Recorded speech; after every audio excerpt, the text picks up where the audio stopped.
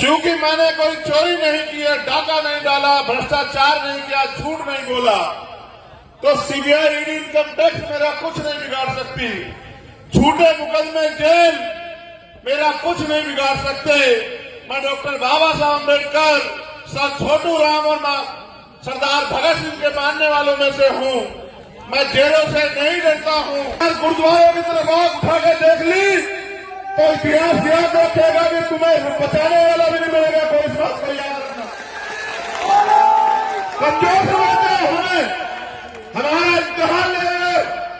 इस देश की मिट्टी की आजादी की इस लड़ाई में, देश की मिट्टी का बलिदान शामिल है हमारा। नगर के सभी सम्मानित क्षेत्रवासियों, आज के इस ऐतिहासिक सभा में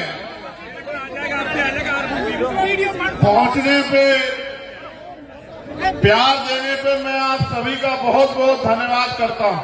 सभी सम्मानित नेतागण, यहां किसान, कमजोर, कमेरा नौजवानों की आवाज बने हुए जनता की सेवा कर रहे हैं भाई हनुमान जी बेनीवाल, जो 3 तारीख को राजस्थान के भावी मुख्यमंत्री अभी हैं और बनने जा रहे हैं राजस्थान के मुख्यमंत्री।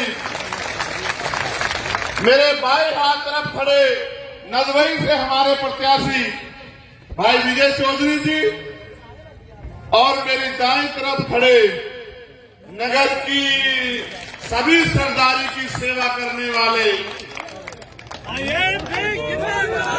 नेम सिंह फौजदार। इस बार मैं यहाँ भाई नेम सिंह के लिए प्यार और आशीर्वाद मांगने के लिए आया। मेरे नौजवान साथियों, सम्मानित बुजुर्गों, प्यारे भाई और मेरी माताओं बहनों, आपने हमेशा अपना आशीर्वाद देके, मैं झूठे मुकदमों से नहीं डरता हूं, तो इस सरकार ने जो उत्तर प्रदेश में और केंद्र में है, भाई आप लोग मेरे ऊपर गोली चलवा दी।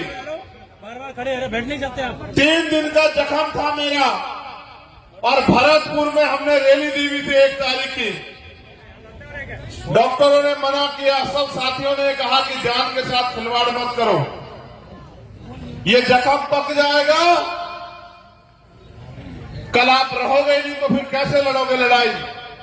मैंने उनसे कहा कि हमारे गुरुओं, महापुरुषों का इतना आशीर्वाद मेरी माओ बहनों का, बुजुर्गों का मेरे ऊपर है कि अभी मैं कहीं जाने वाला नहीं हूं, अभी मुझे सेवा करनी है।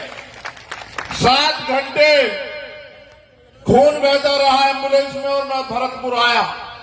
जब मैं अपनी बात रख रहा था तो भी खून बह रहा था, मेरे साथी मुझे मना कर रहे थे, लेकिन मैंने उनसे कहा कि ये खून के एक कतरा उनके लिए है जिन्होंने मुझे आशीर्वाद देके, सहयोग देके यहां तक खड़ा किया। मैं भीम आर्मी आजाद समाज पार्टी के एक नौजवान भाई साथी का, जिन्होंने आज क्षेत्र की सेवा की, अपने सम्मान की परवाह नहीं की, आंधी तूफान नहीं देखा, दिन रात नहीं देखा, कमजोरों, किसानों, नौजवानों की आवाज बने, बहन बेटों के सम्मान की रक्षा की। मैं उन सभी बहादुर भाइयों का भी धन्यवाद करता हूं। अपनी बात को रख के जब मैं गया तो डॉक्टर ने मुझे घर पहुंचते ये कहा कि लोग बुखार में घर से बाहर नहीं निकलते, आप गोली लगने के बाद निकले, अभी अपराधी भी गिरफ्तार नहीं हुए, दोबारा आपकी जान को खतरा हो सकता है। मैंने कहा कि डॉक्टर बाबा साहब अम्बेडकर ने अपने 4 बच्चे कुर्बान किए और गुरु गोविंद सिंह जी ने अपने 4 साहबजादे कुर्बान किए। आजादी ऐसे थोड़ी मिलती है, आजादी की कीमत चुकानी पड़ती है। अपने गुरुओं के मान से समझौता नहीं करेगा चंद्रशेखर आजाद। अभी देश में मानवता का राज आना बाकी है। मुझे नहीं पता था चुनाव में क्या होगा, नेम सिंह भी मेरे साथ नहीं था उस समय, लेकिन जिस तरह से अपमान सह के मैं सेवा कर रहा हूं, मैंने ये देखा कि पिछले 25 साल से सड़कों पे आपकी सेवा बिना किसी स्वार्थ के भाई नेम सिंह फौजदार चंद्रशेखर आजाद बनके यहां कर रहा, ये मैंने देखा। और इनकी बिटिया को भी मैंने यहां देखा, मैं उससे मिला नहीं हूं, लेकिन जिस दिन ये नामांकन करने जा रहे थे, इनकी पत्नी, इनका बेटा, इनकी बिटिया, उनके आंसू,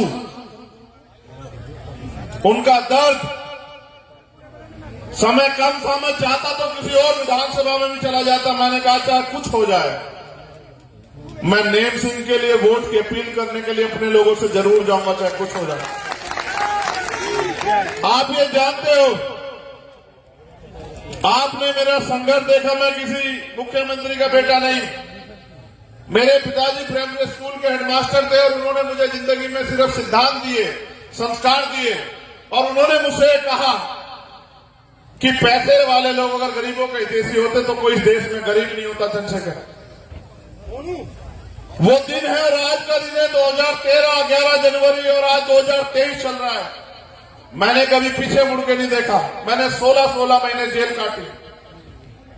आप महसूस करके देखो, हमारे संतों गुरुओं ने जेलें काटी हैं, कीमत चुकानी पड़ती है हर संघर्ष में।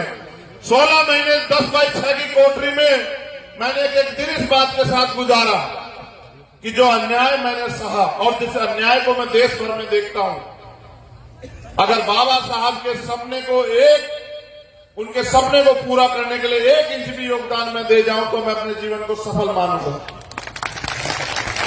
क्या है आपके पास? मैं किसी की बुराई नहीं करता, मैंने बुराई सीखी नहीं है, लेकिन आप बताओ, मैं अपने लोगों से पूछ रहा हूं,